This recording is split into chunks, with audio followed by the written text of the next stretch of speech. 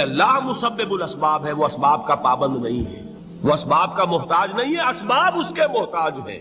اگر یہ یقین ہے تو اللہ پر ایمان ہے، یہ نہیں ہے تو تمہارا ایمان اسباب پر ہے، وسائل پر ہے، ذرائع پر ہے، مادیات پر ہے، اللہ پر نہیں۔ اس وقت کہاں راستہ تھا؟ کوئی راستہ تھا؟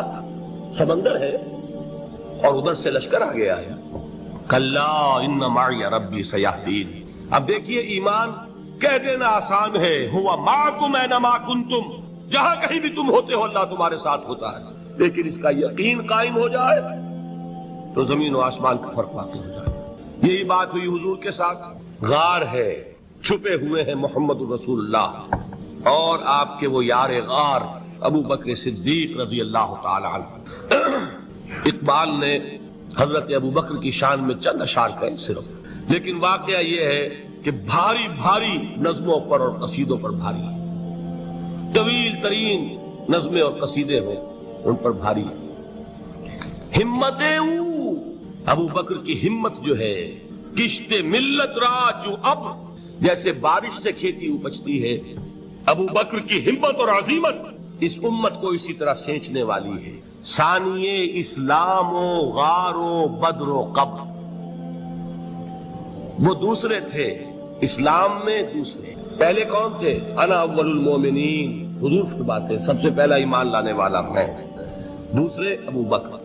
ویسے ہمارے ہاں یہ چلتا ہے اختلاف، حضرت علی پہلے ہیں کہ حضرت ابو بکر پہلے ہیں، لیکن اس میں بڑی خوبصورت تطبیق قائم کی ہے علماء نے اور بہت صحیح ہے۔ چار کے بارے میں فیصلہ ہی مت کرو کہ کون پہلے ہے، ان کی ایک عجیب تقسیم کرتی ہے۔ آزاد مردوں میں، بالغ مردوں میں سب سے پہلے ابو بکر، بچوں میں سب سے پہلے علی، خواتین میں سب سے پہلے خدیجہ، اور غلاموں میں سب سے پہلے زید ابن حارثہ۔ بڑی پیاری تقسیم ہے، یہ چاروں ہی پہلے ہیں، ہر ایک کے لیے اولیت ہے۔ اور واقعہ یہ ہے کہ اگر زمانی اعتبار سے تعین ہوگا تو پہلے خدیجۃ الکبریٰ آئیں گی رضی اللہ تعالی عنہ۔ کسی اور سے بات کرنے کی نوبت بعد میں آ سکتی ہے، پہلے تو اہلیہ محترمہ سے بات ہوئی، آتے ہی پہلی وحی ہوئی ہے، ابھی تبلیغ کا حکم نہیں تھا۔ کس کو بتایا واقعہ؟ ابھی اپنی نبوت کی تبلیغ کا تو حکم ہی نہیں آیا۔ واقعہ کس کا ہے؟ وہ خدیجہ کا۔ جب کہا ہے کہ خشیت علی نفسی، مجھے اپنی جان کا اندیشہ ہے، تو کیا جواب دیا خدیجہ نے رضی اللہ تعالی عنہا؟ وہ صدیقۃ الکبریٰ ہے۔ صدیقات جو ہے خواتین، ان میں چوٹی پر خدیجۃ الکبریٰ ہے رضی اللہ تعالی عنہا، اور صدیق جو مرد ہیں ان میں صدیق اکبر ہے ابو بکر صدیق رضی اللہ تعالی عنہ، لیکن صدیقات میں چوٹی۔ جب حضور نے فرمایا خشیت علی نفسی، کیا فرمایا؟ کیا عرض کیا؟ کیسے تسلی دی؟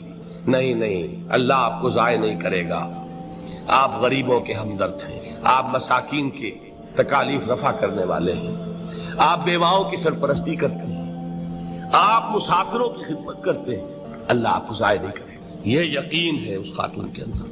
خیر وہ ایک علیحدہ بات ہو جائے گی۔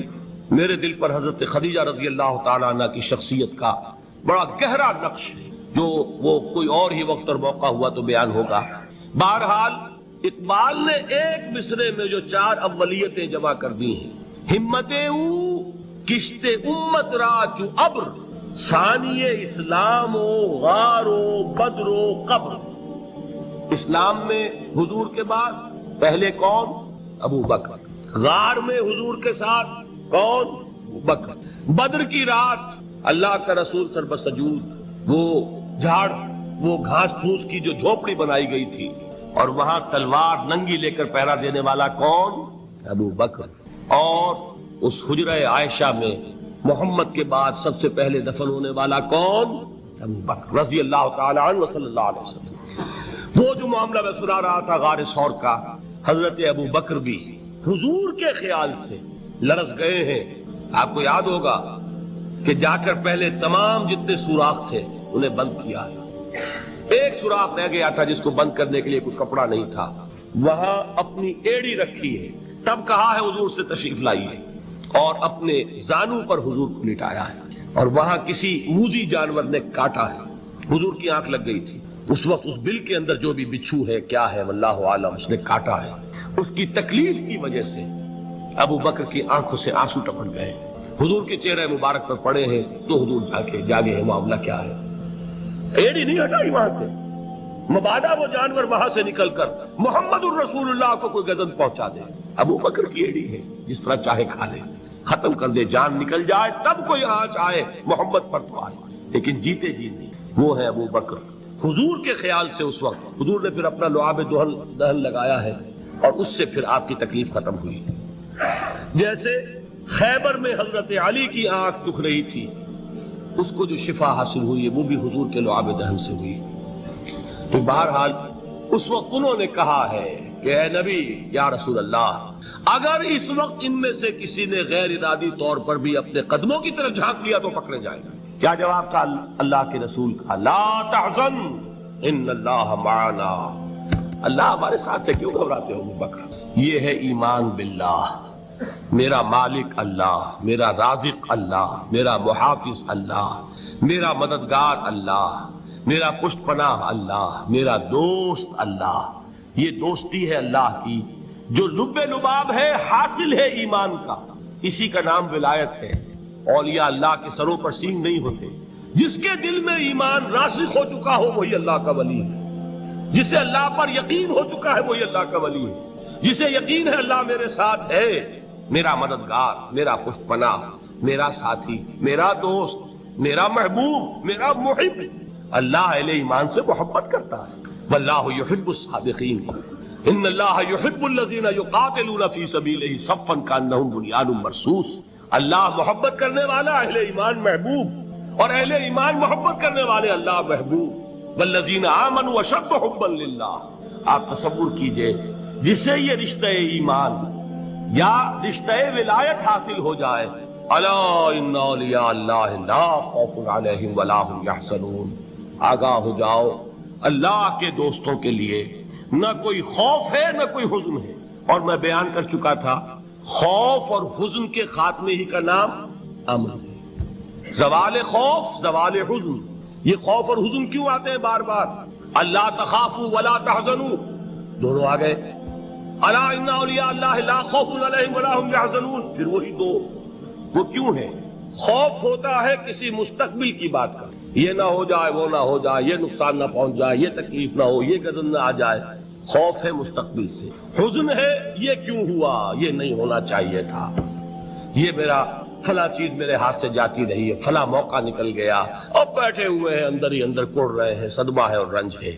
اور جو اللہ پر ایمان رکھتا ہے وہ جانتا ہے ما اصاب من مصیبت فی الارض ولا فی انفسکم الا فی کتاب من قبل ان نبرأها ان ذلک علی اللہ یسیر لکی لا تعصوا علی ما فاتکم ولا تفرحوا بما آتاکم واللہ لا یحب کل مختال فخور۔ اس زمین میں یا تمہاری جانوں میں کوئی تکلیف، کوئی مصیبت نہیں آ سکتی سوائے اس کے کہ جو اللہ نے لکھ دی ہو، اس سے پہلے کہ وہ ظاہر ہو۔ جس کو یہ حقیقت معلوم ہو گئی اس کو یہ طرز عمل اختیار کرنا چاہیے، جو چیز چھن جائے، جاتی رہے، چھوٹ جائے، اس پر افسوس نہ کرو۔ کس نے چھینی؟ دوست نے۔ دوست کے فیصلے پر شکایت، دوستی کو بٹا لگا رہے ہو، سرے تسلیم خم ہے جو مزاج یار میں آئے۔ اگر دوستی ہے تو پھر تو تمہیں گردن جھکانی چاہیے کہ ہر کے ساقی ماریخ عین الطافس، جو بھی میرا ساقی میرے پیالے میں ڈال دے اس کا کرم ہے، جو اس کی طرف سے آئے اس پر کوئی رنج نہیں، کوئی صدمہ نہیں، کوئی غم نہیں، کوئی شکایت نہیں، کوئی شکوہ نہیں، اور جو ہوگا وہ اس کے اذن کے بغیر نہیں ہوگا، اور اس کا اذن ہوگا تو یقیناً میرے لیے خیر ہی خیر ہے، چاہے وہ ناگوار شے ہو، بظاہر مجھے اچھی نہ لگ رہی ہو، میری شارٹ سائٹڈنس میں مجھے وہ نظر آ رہی ہے کہ میرے لیے بری ہے، لیکن قرآن نے کہا ہے عسیٰ ان تکرہوا شیئا وہو خیر لکم وعسیٰ ان تحبوا شیئا وہو شر لکم واللہ یعلم وانتم لا تعلمون۔ ہو سکتا ہے تم کسی چیز کو ناپسند کرو درحال ہے کہ اسی میں تمہارا خیر ہو، اور ہو سکتا ہے تم کسی چیز کو پسند کرو درحال ہے کہ اس میں تمہارا شر ہو۔ اللہ جانتا ہے، تم نہیں جانتے۔ جب مجھے یہ بات معلوم ہو گئی میں نے اپنا معاملہ اللہ کے حوالے کیا۔ شکر تم بے تو مایا خیش را تو دانی حساب کم و بیش را، اے رب جو تو چاہتا ہے وہ ہو، تیرے علم میں جو شے میرے لیے خیر ہے وہ ہو جائے، میری کوئی پسند نہیں، میری کوئی چاہت نہیں، یہ ہے راضی برضائے رب۔ اکبر الہ آبادی نے اسے کہا ہے رضائے حق پہ راضی رہ۔ یہ حرف آرزو کیسا؟ خدا خالق، خدا مالک، خدا کا حکم تو کیسا؟ جب میں آ گیا بیچ میں، میری پسند، میری مرضی، میری خواہش، میری چاہت، یہی تو شرک ہے۔ ما شاء اللہ کان وما لم یشاء لم یکن، جو اللہ نے چاہا وہ ہوا، جو اس نے نہیں چاہا نہیں ہوا۔ اختیار اس کا ہے، میرا تو نہیں۔ رضائے حق پہ راضی رہے، یہ حرف آرزو کیسا؟ خدا خالق، خدا مالک، خدا کا حکم تو کیسا؟ اقبال نے اسے کہا ہے فارسی میں، اب آپ کہیں اس کا ترجمہ بھی کرو تو وہ مجھے ذرا اس وقت کچھ بہت ہی بدذوقی کسی بات نظر آئے گی۔ جائیے پوچھئے کسی سے جسے فارسی آتی ہو۔ برو کشید پیچا کے ہست بود مرا، چوکدہا کے مقام رضا کشود مرا۔ مجھے تو تمام پیچ و خم سے نکال دیا اس مقام رضا نے۔ میں راضی برضائے رب ہوں، جو فیصلہ اس کا میں اس پر راضی ہوں۔ تو کہاں کا حزن اور کس کا خوف؟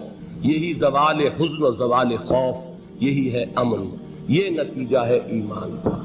تو جان لیجئے یہ ہے لب لباب، یہ ہے حاصل ایمان کا۔ یہ ہے تو ایمان ہے، یہ نہیں ہے تو ایمان نہیں۔ اب یہ نوٹ کر لیجئے، ہدایت و ضلالت اس دنیا میں جو مختلف حالتیں انسان پر طاری ہوتی ہیں، یا نعمتوں کی بارش ہو رہی ہے، یا تنگی ہے، فقر ہے، احتیاج، دنیاوی حیثیت ہے، وجاہت ہے، یا دنیا میں گمنامی ہے، کسنوی پرست کے بھیا کیستی، کوئی آپ کا حال ہی نہیں پوچھ رہا کہ تم ہو کون، تمہارے منہ میں کتنے دانت، یا یہ کہ دنیا میں اقتدار کی کسی مسند پر انسان بیٹھا ہے، یا یہ کہ کوئی اس کے ہاتھ میں اختیار نہیں۔ یہ تمام جو حالات انسان پر طاری ہوتے ہیں، ان کے جواب میں جو طرز عمل فکری اعتبار سے اور عملاً انسان اختیار کرتا ہے، اس کے 4 درجے ہیں۔ پہلا درجہ ہے انتہائی گمراہی، ضل ضلالا بعیدا۔ وہ کیا ہے؟ اگر عزت ہوئی، نعمتیں ملی، فلاں دیوی یا دیوتا کی نگاہ کرم ہے، اس کی کرپا سے یہ ہو گیا۔ اور اگر کوئی تکلیف آ گئی، مصیبت آ گئی، معلوم ہوتا ہے کہ فلاں دیوی یا دیوتا ہم سے ناراض ہو گئے، یہ کالی دیوی کی طرف سے کوئی مصیبت آ گئی ہے، یا یہ کہ یہ لکشمی دیوی کی نگاہ کرم ہے کہ ہمیں دولت مل گئی ہے۔ یہ تو ہے شرک۔ شرک ہونے کے اعتبار سے یہ ہے ضل ضلالا بعیدا، انتہائی پستی۔ اس پستی سے اوپر آئیں گے تو توحید کی پہلی منزل ہے۔ عزت دی اللہ نے دی، اگر کوئی تنگی آ گئی، فقر، تکلیف، کوئی ذلت، رسوائی، یہ بھی اللہ کی طرف سے۔ ایک اعتبار سے تو انسان ہدایت پر آ گیا، بڑی گہرائی تھی اس گندگی کی اور اس خباثت کی جو شرک جس کا نام ہے، اس سے انسان نکل آیا، نجاست سے۔ توحید تو ہے، لیکن ابھی اس میں اس کی گمراہی کا ایک ایلیمنٹ شامل ہے، اور یہ گمراہی سے جب تک آگے نہیں آئے گا، اوپر نہیں ابھرے گا، اس کا طرز عمل کیا ہوگا کہ ذرا کچھ مل گیا، عزت مل گئی، پھولے نہیں سما رہے، اب زمین پر قدم نہیں ٹک رہے، گردن اکڑ رہی، کہیں محرومی ہو گئی، کوئی تکلیف آ گئی، کوئی مشقت، فقر آ گیا، اب بجھ کر رہ گئے۔ ان دونوں کیفیات میں انسان کا پینڈولم جو ہے وہ ایکسٹریم کو جائے گا۔ یہ کب ہوگا؟ جبکہ انسان یہ سمجھتا ہے کہ اس دنیا میں جو دولت مل گئی یا عزت مل گئی تو یہ گویا کہ بڑی کوئی قابل فخر شے ہے، اور اگر یہاں پر کوئی تکلیف آ گئی، کوئی مصیبت آ گئی، فقر و فاقہ آ گیا تو یہ گویا کہ بہت ہی اہانت آمیز شے ہے۔ اگر یہ انسان سمجھے گا تو طرز عمل وہ نکلے گا نتیجے کے طور پر جو میں بیان کر چکا ہوں، یہ گمراہی ہے۔ اس گمراہی سے نکلیں گے تو آپ کس مقام پر آئے؟ دوسری منزل ہدایت کی کیا ہے؟ نہ یہ عزت ہے نہ یہ ذلت ہے، دونوں حیثیتیں برابر ہیں کہ یہ امتحان ہے۔ اسی لیے ان دونوں آیتوں میں ایک لفظ قدر مشترک ہے، اذا مبتلاہ فاما الانسان اذا مبتلاہ ربہ فاکرمہ ونعمہ۔ یہ بھی ایک ابتلا ہے، آزما رہا ہے اللہ، کبھی وہ دے کر آزماتا ہے، کبھی چھین کر آزماتا ہے، کبھی فقر و فاقہ سے آزماتا ہے، کبھی وہ کثرت دولت اور کثرت مال سے آزماتا ہے، کبھی وہ صحت دے کر آزماتا ہے کہ یہ قوت اور توانائی اور صحت جو میں نے دی ہے یہ اس میں کیا کرتا ہے، کبھی وہ مرض کے ذریعے سے آزماتا ہے کہ صبر کرتا ہے کہ نہیں کرتا۔ ہمارے لیے شکوہ اور شکایت تو اس کی زبان پر نہیں آ جاتی، نالا اور شیون تو نہیں آ جاتا، تکلیف جھیلتا ہے کہ نہیں جھیلتا، اس میں تحمل ہے کہ نہیں ہے، تو صبر کرتا ہے یا شکر کرتا ہے۔ یہ دونوں کیفیات در حقیقت اس اعتبار سے مساوی ہے، یہ بھی امتحان، یہ بھی امتحان۔ یہ حقیقت جب سامنے ہوگی اب وہ پینڈولم جو ہے وہ بہت کم ہو جائے، یعنی انسان میں طبعی طور پر تو ایک اثر ہوتا ہے غیر اختیاری کسی چیونٹی نے کاٹا آپ کے پاؤں پر، آپ اپنا پاؤں ہٹا لیں گے، اس میں کوئی ارادہ نہیں، یہ ریفلیکس ایکشن ہے، غیر اختیاری فعل ہے۔ اس حد تک تو انسان ضرور متاثر ہوتا ہے، اس سے تو کوئی انسان جو ہے وہ بلند تر نہیں ہو سکتا۔ حضرت ابراہیم رضی اللہ تعالیٰ عنہ، حضور کے وہ نومولود فرزند، انتقال جب ہو رہا تھا آپ کی آنکھوں میں آنسو آ گئے۔ اب یہ طبعی اثر ہے، ایک فعل ہے، انفعالی کیفیت ہے جو بالکل طبعی ہے، لیکن یہ نہیں کہ اس کی وجہ سے انسان کی زبان پر کوئی شکوہ آ جائے، کوئی شکایت آ جائے، یہ نہیں ہوگا، یہ ایمان کے منافی ہے۔ اسی طریقے سے اگر کوئی خوشی ہوئی ہے تو چہرے کے اوپر ایک نکھار آ جائے گا، تبسم آ جائے گا، اس سے زائد نہیں۔ اس حد تک تو یوں سمجھیے کہ انسان کا طبعی تقاضا ہے۔ اس سے زیادہ یہ پینڈولم اگر سوئنگ کر رہا ہے تو گویا کہ اس حقیقت سے انسان محجوب ہے کہ یہ بھی امتحان ہے، یہ بھی امتحان ہے، جو ہم سورہ حدید میں پڑھ چکے ہیں۔ ما اصاب من مصیبت فی الارض ولا فی انفسکم الا فی کتاب من قبل ان نبراها ان ذلک علی اللہ یسیر لکی لا تعصوا علی ما فاتکم ولا تفرحوا بما آتاکم۔ اللہ تمہیں کچھ دے تو اتراؤ مت، اللہ تم سے کچھ چھین لے تو اس کے اوپر افسوس مت کرو۔ یہ نتیجہ ایمان کا نکلنا چاہیے۔ اگر تمہیں ایمان ہے اللہ پر، اگر تمہیں یقین ہے کہ جو کچھ ہوا ہے اللہ کے اذن کے بغیر نہیں ہوا، اگر تمہیں یقین ہے کہ اللہ نے جو میرے لیے طے کیا ہے اس میں میرے لیے خیر ہی ہے، چاہے فی الحال فی الوقت فوری طور پر مجھے ناگوار محسوس ہو رہی ہے بات، لیکن یقیناً میرے لیے اس میں خیر ہے میرے رب کی طرف سے، کہ ہر کے ساتھ کی ماریخ عین الطاف است۔ ہم تو شارٹ سائٹڈ ہیں، ہم دیکھ نہیں سکتے کسی شے کو، ہم اس کے ظاہر کو دیکھ کر گھبرا اٹھتے ہیں کہ یہ تو تکلیف آ گئی، کیا پتا اسی کے پردے میں اللہ کی رحمت آ رہی ہے۔ میں نے وہ رئیس امروہوی کے اشعار آپ کو کئی دفعہ سنائے ہیں۔ وہ وقت آیا کہ ہم کو قدرت ہماری سعی و عمل کا پھل دے، بتا رہی ہے یہ ظلمت شب کہ صبح نزدیک آ رہی ہے، ابھی ہے کچھ امتحان باقی، فلاکتوں کے نشان باقی، قدم نہ پیچھے ہٹے کہ قسمت ابھی ہمیں آزما رہی ہے۔ رئیس اہل نظر سے کہہ دو کہ آزمائش سے جی نہ ہارے، جسے سمجھتے ہو آزمائش وہی تو بگڑی بنا رہی ہے۔ اسی آزمائش سے تو بگڑی بنے گی، اسی سے تو تمہارا خیر جو ہے اجاگر ہوگا، سامنے آئے گا، پتہ چلے گا who's who, what is what۔ ابو بکر میں کتنا یقین اور ایمان تھا، یہ کیسے معلوم ہوگا؟ کیسے معلوم ہوگا کہ بلال میں کتنا سہار، کتنا تحمل تھا، کتنا صبر تھا، اگر وہ مصیبت ان پر نہ آتی کہ جو امیہ ابن خلف کے ہاتھوں ان پر قیامت ٹوٹ رہی تھی۔ تو یہ ساری چیزیں جو ہے ما اصاب من مصیبت فی الارض ولا فی انفسکم الا فی کتاب من قبل ان نبرأ ان ذلک علی اللہ یسیر لکی لا تعصوا علی ما فاتکم ولا تفرحوا بما آتاکم واللہ لا یحب کل مختال فخور۔ اگر اس حقیقت سے محجوب ہو جاؤ گے تو پھر اختیال اور فخر اور گھمنڈ پیدا ہو جائے گا تمہارے اندر، یا دوسری طرف مایوسی، کمر ہمت ٹوٹ کر رہ جائے گی، خودکشی کرنے کو انسان آمادہ ہو جاتا ہے، ذرا کوئی ناکامی دنیا میں آ گئی، کوئی تکلیف آ گئی۔ یہ ہے در حقیقت تیسری منزل، ہدایت کی دوسری سیڑھی۔ پہلا کیا تھا؟ نہاد ضل ضلالا بعیدا، کوئی خیر مل گیا تو کسی دیوی کی نگاہ کرم، کوئی تکلیف آ گئی تو کسی دیوتا کی ناراضگی، یہ تو ہے ضل ضلالا بعیدا۔ اس سے اوپر آئے، یہ پہلی سیڑھی ہدایت کی ہے۔ عزت ہے تو اللہ کی طرف سے، اور اگر کوئی ذلت ہے، تنگی ہے تو اللہ کی طرف سے، یہ ہدایت کا آغاز ہو گیا، یہ توحید کی بنیادی منزل ہے۔ اس سے اگلی منزل، یہاں کی ذلت ذلت نہیں، یہاں کی عزت عزت نہیں۔ ذالک یوم التغابن، ہار اور جیت کے فیصلے کا دن تو قیامت کا دن ہے۔ وہاں معلوم ہوگا جس کو اس روز عزت ملی وہ عزت والا ہے، جو اس روز ذلیل ہو گیا وہ ذلت والا ہے۔ یہ تو امتحان ہے، دارالامتحان ہے، خلق الموت والحیات لیبلوکم ایکم احسن عملا، یہ تو دارالامتحان ہے، امتحان ہونے کے ناطے دونوں برابر ہیں۔ اس سے اوپر ہے ایک چوتھی منزل، ہدایت کی تیسری منزل۔ وہ کیا ہے؟ عام طور پر انسان یہ سمجھتا ہے کہ یہ جو آزمائش ہے تنگی کی اور فقر و فاقہ کی، یہ سختر آزمائش ہے، اور نعمتوں کی بارش ہو تو یہ آسان آزمائش ہے۔ یہ بھی ابھی گمراہی کا ایک پرت جو ہے اس کی باقی ہے۔ ابھی ہدایت کا جو کامل جو ہوگا انکشاف، وہ کب ہوگا؟ جب انسان اس حقیقت کو جان لے کہ جہاں وسعت ہو، جہاں کثرت ہو، وہ زیادہ بڑا امتحان ہے، سخت امتحان ہے، بجائے اس کے کہ اگر قلت ہے، کمی ہے، یہ کم تر امتحان ہے، یہ کم بھاری امتحان ہے۔ کیوں؟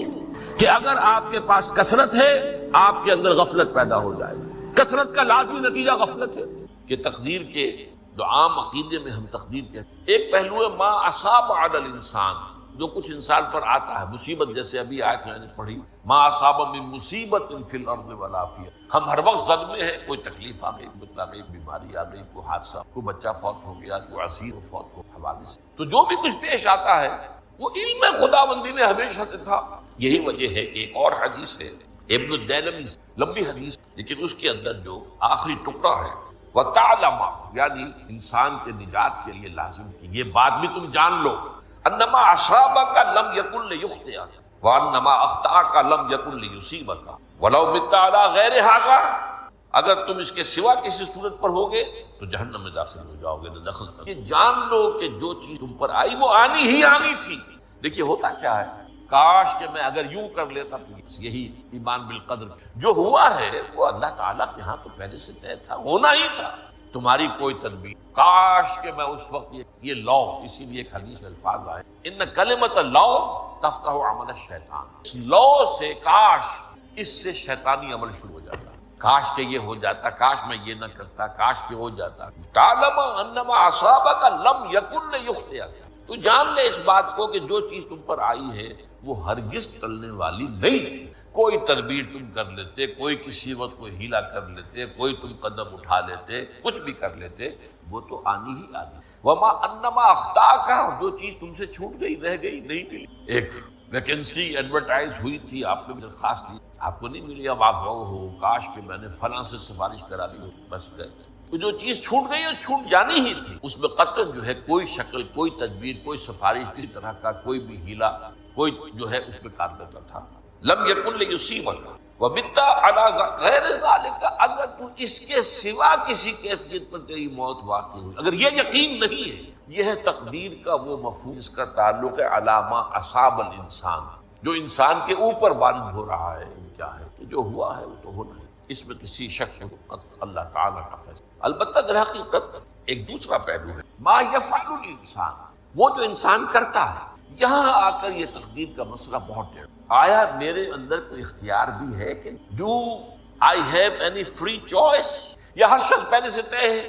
تقدیر کا ایک عام مفہوم ہے اور اس میں بعض روایات بھی تائید کرتی ہیں ہر چیز پہلے سے. اور یہ جو حدیث ہم نے ابھی پڑھی ہے یہ گویا کہ اس کی ایک مثال ہے کہ وہ جو لکھ دیا گیا تھا، فرشتے نے لکھ دیا تھا، رحم مادر میں لکھ دیا تھا، شقی اور سعید، یہ بدبخت ہے یا سعادت مند. تو ایک شخص پوری عمر نیکی کے کام کرتا رہا، آخری وقت میں آ کر کوئی ایسا حادثہ پیش آ گیا کہ وہ اہل جہنم کے سے کام شروع کر دی اور یا ایک شخص ساری عمر جو ہے جہنمیوں کے سے کام کرتا ہے، آخری وقت میں آ کر کوئی ایسی توفیق میں کچھ ایسا معاملہ ہو گیا، توبہ کر لی، اس نے جو ہے اہل جنت میں سے اعمال شروع. تو یہ جو ہے علامہ اصابک کا علیحدہ بات ہے، اور علامہ یفعل الانسان، انسان کیا کرتا ہے اس قدرت کی. اور یہ ہمارے ہاں فلسفے کا بڑا مشکل ہے، اسی کا نام ہے جبر و قدر. ہمارے اسلاف میں بھی کچھ لوگ ایسے ہیں متکلمین میں. دیکھیے ہمارے ہاں ایک وہ لوگ ہیں کہ اس پر قناعت کرتے ہیں جو اللہ نے کہہ دیا اور اس سے آگے ہم نکالیں، وہ محفوظ راستے. لیکن بہرحال انسان کو اللہ نے ایک عقل، اور یہ عقل سوالات اٹھاتی ہے،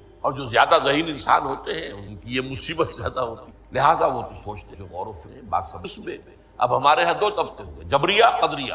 ایک نقطہ نظر یہ ہے کہ انسان مجبور محض، کوئی اختیار نہیں، اور ایک یہ ہے کہ انسان قادر مطلق ہے، جو چاہتا ہے اپنے فیصلے میں مختار مطلق ہے، تو فیصلہ کرتا ہے. انہیں قدریہ کیا، تو جبریہ اور قدریہ ان کے ہمارے ہیں. یہ وہی تقدیر کا مسئلہ نے کہا تھا، بحثوں میں آ کر الجھ جائے، آج تک حل نہیں ہوا، حل ہو سکتا ہی نہیں. اب اس کے ضمن میں اللہ اقبال کا ایک شعر آپ کو، وہ بہت اچھا لگتا ہے، بہت خوبصورت ہے شعر ہونے کے. تقدیر کے پابند جمادات و نباتات، مومن صرف اللہ کے احکام کا پابند. اس میں انسان پابندی کی نہیں، وہ صرف پابند ہے اللہ کے احکام کا. نتیجے کے اعتبار سے تو جو یہ شعر کہہ رہا ہے جو بات وہ صحیح ہے، پابندی اصل احکام کا. لیکن یہ کہ تقدیر پابندی انسان بھی طرح آزاد ہے. یہ سمجھ لینا کہ یہ جمادات و نباتات ہی کا معاملہ ہے، یہ مبالغہ. ظاہر بات ہے کہ شاعر جو ہے، شاعر مبالغے سے بچ نہیں سکتا، چاہے وہ علامہ اقبال ہو کوئی بھی. اسی لیے سورہ شعراء کے اندر عام شعراء صفات بیان ہوئی، وہ آپ کے ذہن میں آ گئی. مبالغہ کرتے ہیں، فی کل واد انہم یقولون ما لا یفعلون، وہ کہتے بھی وہ کچھ ہے جو کرتے نہیں. اور یہ بات تو علامہ اقبال پر بھی چشمہ ہوتی ہے. بہرحال یہ شعر ذرا پھر نوٹ. تقدیر کے پابند جمادات و نباتات، مومن صرف اللہ کے احکام کا. کوئی بات صحیح. انسان بہت سے اعتبارات سے سب سے پہلے جو ہے انسان کے اندر ایک تقدیر نوعی ہے، نوع انسان، چھوٹی چڑیا انسان ہے۔ آپ نے ٹھیک ہے مشین ایجاد کر دی، جہاز ایجاد کر لیا، آپ دوڑ رہے ہیں 500 آدمی، سینکڑوں من سامان لے کر جو ہے وہ جا رہا ہے، 747 یا 757 ہو، یہ کر لیا ٹھیک، خود نہیں ہو، اب کیا کریں گے آپ؟ یہ تقدیر نوعی، ہر اللہ نے ایک اندازہ بتا، اس اندازے ہی اس سے باہر نہیں۔ پھر ایک تقدیر شخصی ہے۔ اب دیکھیے تقدیر شخصی کیا ہے؟ بعض اوصاف و صفات ہمیں وراثتاً ملتے ہیں، we have no choice۔ پہلے بھی یہ بات مانی جاتی تھی، آج جو ہے ذرا سائنٹیفک انداز میں ہم کہتے ہیں جینز میں چلا آ رہا ہے، وہ جینز کو کوئی بدل سکتا، جو جینز بھی آپ کو ملے اپنے والد، وہ آپ کی شخصیت کا ظاہر بات ہے کہ فیصلہ کن طرز پر اس کو ڈال دیں ہے پابندی۔ نمبر 2 یہ کہ خاص طور پر جو گھر کا ابتدائی ماحول ہوتا ہے، ماں کی گود اور ابتدائی گہوارہ گھر کا، اس کے جو اثرات مرتسم ہو جاتے ہیں شخص، وہ بھی بڑے مشتاق۔ ان دونوں چیزوں کو ضرب دے، hereditary factors multiplied by environmental factor, اس سے مل کر ایک شے تیار ہو تو قرآن کہتا ہے شاکلہ، قل کل یعمل علی شاکلتہ فربکم اعلم بمن هو اہدی سبیلا، سورہ بنی اسرائیل۔ شاکلہ شکل دینے والی، آپ کو لوہا ڈھالنا ہے، کوئی خاص پرزہ بنانا ہے، اس کا پہلے سانچہ بنا، لوہے کو پگھلا کے اس میں ڈالیں گے تو جیسا سانچہ ہوگا ویسا ہی لوہا جو ہے وہ شکل اختیار کرے گا، شاکلہ۔ یہ شاکلہ جو ہے ہر انسان کا، اس سے باہر انسان میں اس کے اندر سٹرگل ہوگی، اس کے اندر اس کی جد و جہد ہو، لیکن اس کا یہ مطلب نہیں ہے چوائس، فری چوائس ہے، لیکن وہ فری چوائس انہی حدود کے اندر کام کرے۔ اس بات کو مختلف احادیث، ایک حدیث بڑی اہم ہے، بڑی ہے، الناس کالمعادن، انسانوں کی مثال بھی معدنیات کی سی۔ اب سونے کی معدنیات میں سے سونے کی جو اور ہے، اب پتہ نہیں معلوم نہیں اور کا ترجمہ کیا کرتے ہیں، جانتے ہیں اور وہ کچی دھات جس سے کو صاف کر دے تو وہ دھات جو خارج سے سامنے آئے، سونے کی اور سے سونا بنے گا، چاندی کی اور سے چاندی بنے گی، سونا تو نہیں بن سکتا، جتنا چاہے صاف کر وہ اور تم۔ الناس کالمعادن، خیاروں کو